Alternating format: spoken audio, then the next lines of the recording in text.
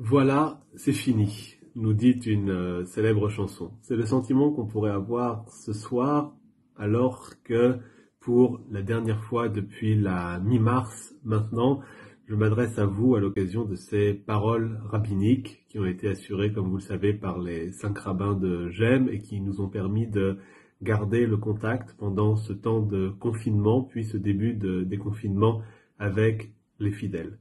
Voilà, c'est fini, cela pourrait donner le sentiment que quelque chose prend fin. Et effectivement, d'une certaine manière, il y a la fin de ces paroles quotidiennes. Mais dans la tradition juive, on sait que rien ne termine jamais véritablement. On connaît la célèbre formule qui consiste à filer à la juive. Filer à la juive, c'est quand on a dit au revoir, mais qu'on reste à discuter. À l'inverse, quand on file à l'anglaise, on part sans dire au revoir.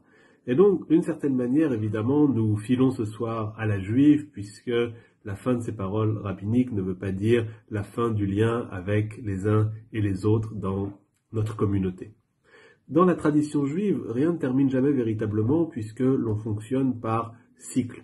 Le cycle des fêtes tout au long de l'année, et chaque année, même en donnant un sens nouveau à chacune des fêtes, nous célébrons aux mêmes dates les mêmes événements. Nous nous rappelons les mêmes moments de notre calendrier à point fixe tout au long de l'année.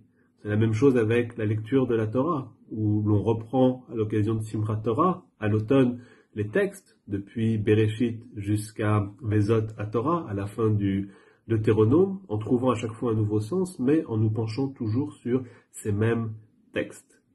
Alors, il s'agit en réalité non pas de se dire qu'une chose a terminé, mais quel sens nous allons donner à ce que nous vivons.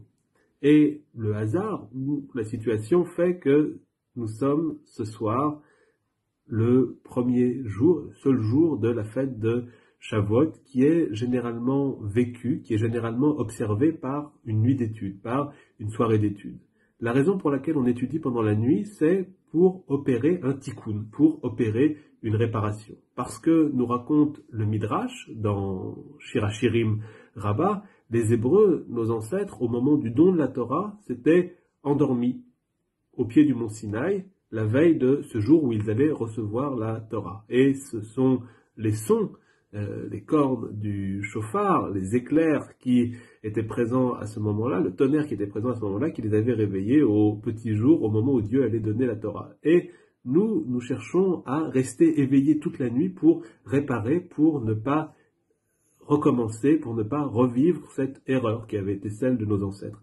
Rester éveillé, c'est quelque chose d'important. Rester éveillé, c'est une chose qui peut se comprendre évidemment au sens classique, au sens premier du terme, le fait de ne pas être endormi. Rester éveillé, c'est aussi le fait de garder toujours à l'esprit une curiosité, être toujours l'œil ouvert sur le monde qui nous entoure et nous dire surtout que des erreurs passées, nous allons faire en sorte de ne pas les répéter. Et cette période si particulière, si bizarre que nous avons eu à vivre pendant ces derniers mois, c'est un temps inattendu, c'est un temps auquel aucun d'entre nous en réalité n'était préparé, mais c'est un temps qui, au moment où il s'en va, au moment où il prend fin, doit laisser une trace et doit nous dire que l'absence de sensibilité que nous avons peut-être eue par le passé ou à certains moments face à la solitude, face à l'isolement, c'est terminé. Nous devons être capables d'être sensibles à cela.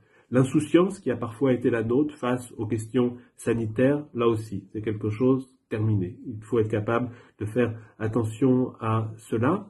D'une certaine manière, l'homme reste le même, mais l'homme est aussi capable de progrès. Et si dans notre génération, si dans la génération qui vient, si dans les années qui viennent, nous sommes capables de garder cela à l'esprit, d'une certaine manière, on pourra se dire que ce confinement n'aura pas été entièrement inutile. Il a été utile dans la mesure où il a sauvé des vies d'un point de vue pratique. Il le sera aussi s'il est capable de nous donner à réfléchir pour la suite.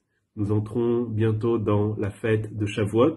Nous allons nous retrouver à 18h45 pour un office en ligne via Zoom avec Judaïsme en mouvement et toute la soirée, toute la nuit et jusqu'au lendemain matin avec des études sur le thème de l'égalité autour du livre de Ruth et demain matin avec l'office et la lecture des 10 paroles, les 10 commandements.